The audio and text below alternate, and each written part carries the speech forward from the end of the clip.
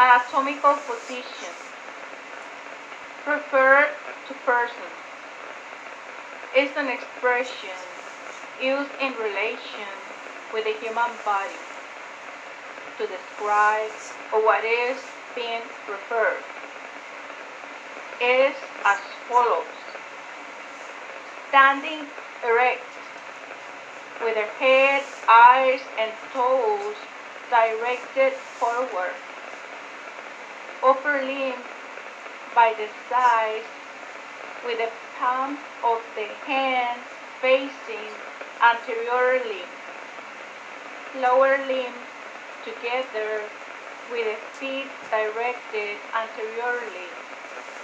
Worldwide accepted and anatomical medical describes any part of the human body. Visualizing the anatomical position in your mind when inspecting the patient.